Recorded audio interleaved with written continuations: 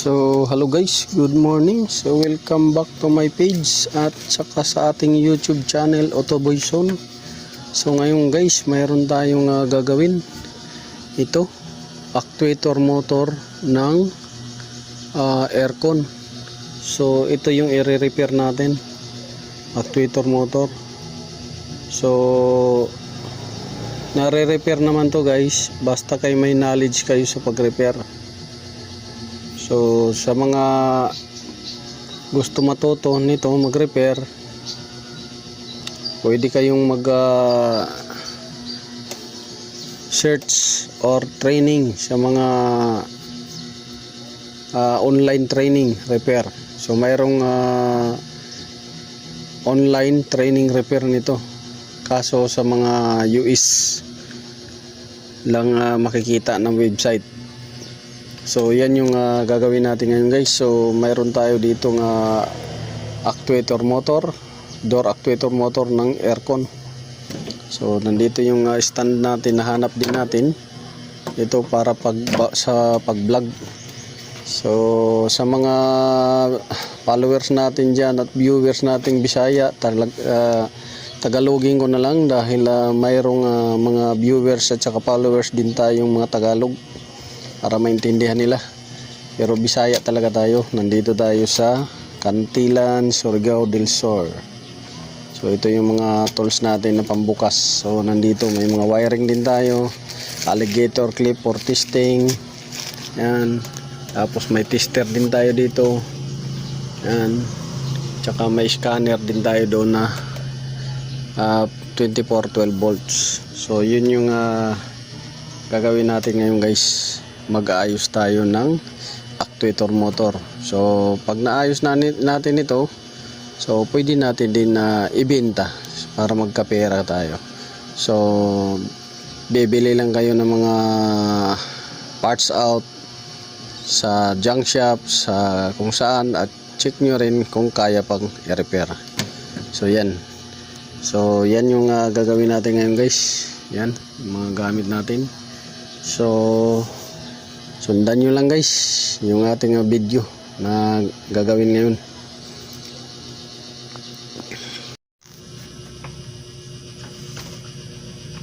So hello guys, good morning. So this is Otoboy Zone. So kung gusto nyo matuto mag-ayos ng mga sasakyan, car, aircon, electrical, mechanical, electronic sa aircon, so panoorin nyo yung mga video ko sa YouTube channel, Otoboy Zone. Mayroon din yung mga diagnosing doon. So maraming video doon na pagpipilian kayo guys. So ito sa page natin, ito yung ginagamit natin, itong account ko. So ngayon nandito tayo sa bahay dahil maulan, pero nandito tayo sa shop. So yung mga sasakyan nasa baba lang, waiting for parts. Ang iba naka-order na ng parts, ang iba orderin pa, ang iba i-release na lang. So ngayon dito tayo, mag-aayos tayo nito. Ang tawag dito actuator motor. Ito yung motor na kung saan nagko-control ng door, grill door. Yung sa loob, kung napapansin nyo kung saan lumalabas yung hangin, ito yung nagko-control ng hangin, flapper, kung saan niya papuntahin, kung sa paa doon ang labas ng hangin, kung sa harap, or kung sabay yung paa tsaka sa harap ng katawan ng tao, or doon sa windshield. Ito yun. So itatry natin to na ayusin dahil mahal to. May kamahalan to, lalo na pag mga genuine, brand new. So nandito tayo sa bahay. So hindi tayo makapag repair doon sa baba dahil medyo basa yung lupa, tapos maraming langgam dahil panay ulan. So dito tayo mag-repair sa bahay.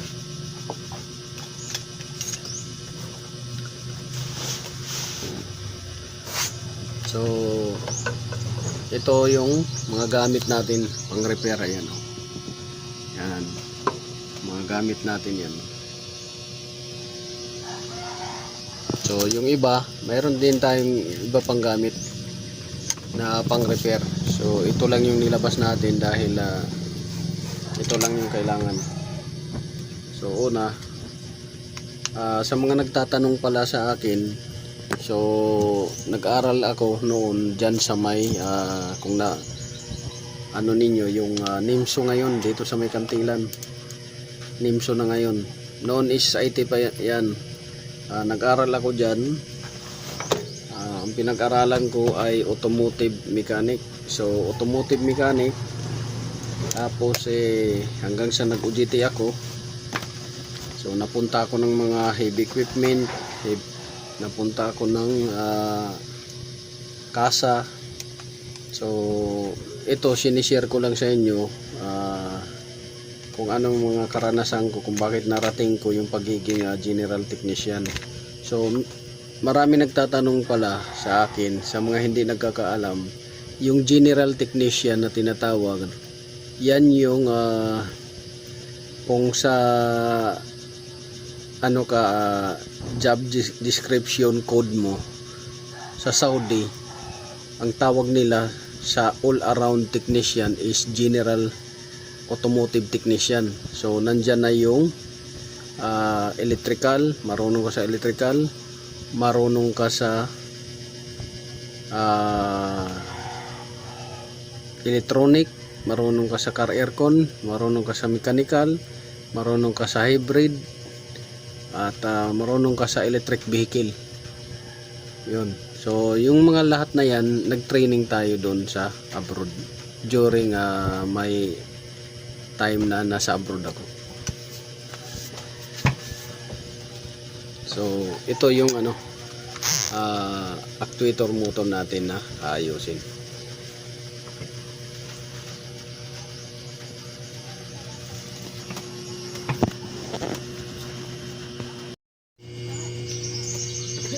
So continuation tayo guys doon sa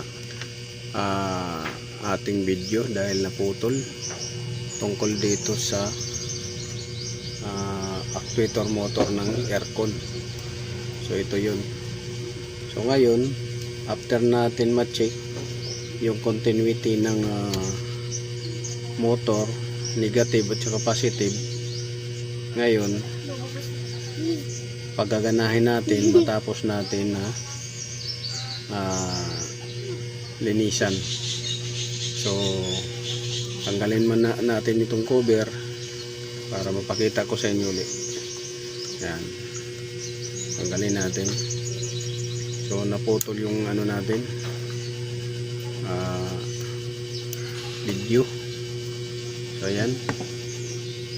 So ito clip dahil malutong na, ayan o, naputol na rin. So kagaya ng sinabi ko, nare-repair to siya. So kagaya niyan, yung mga acetal gear niya buo pa, walang mga damage yung ngipin, medyo tuyo lang siya. So lalagyan niyo ng konting grasa yan, konting grasa para maganda yung ikot niya, hindi maingay, hindi matigas. So ito acetal gear yan, lalagyan niyo ng grasa. Pero bago niyo lagyan ng grasa, kailangan malinis yan.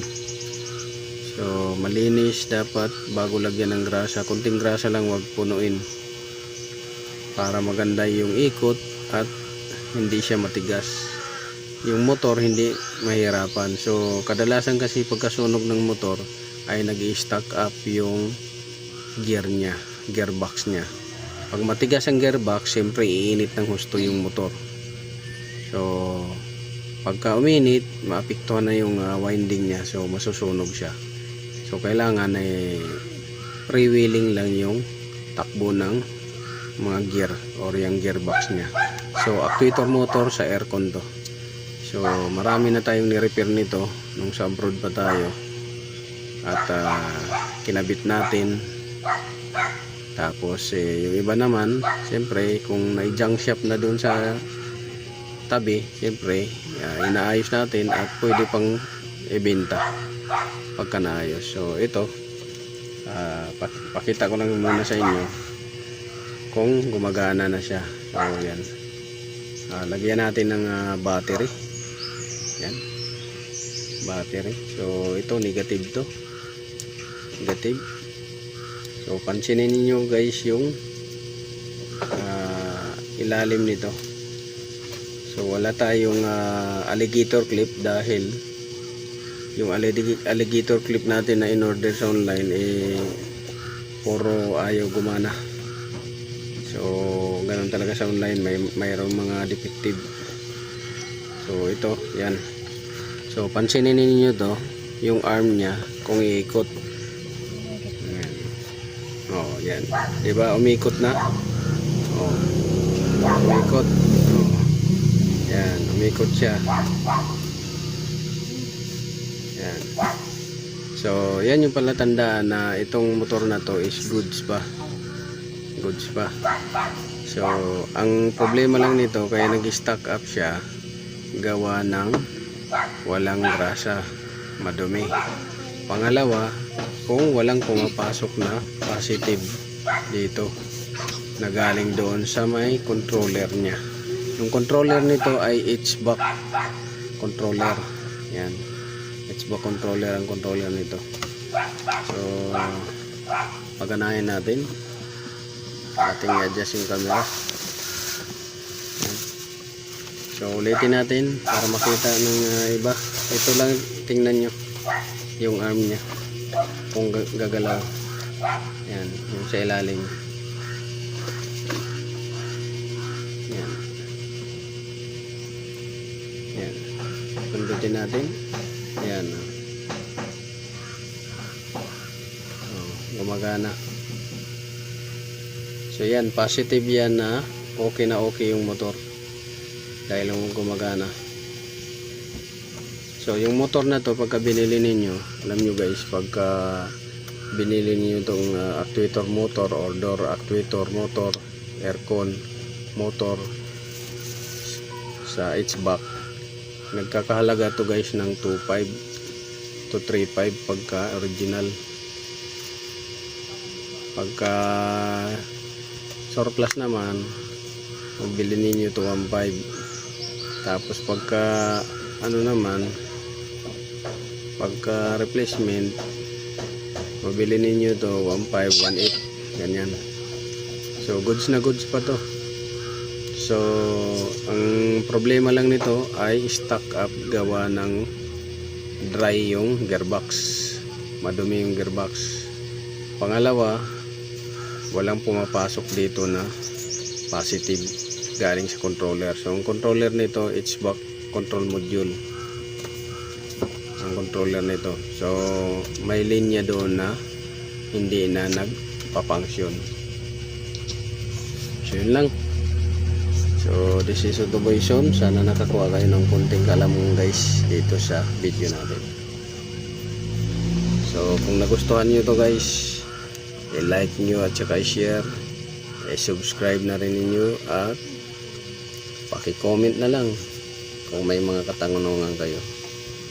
So yun, good morning, God bless.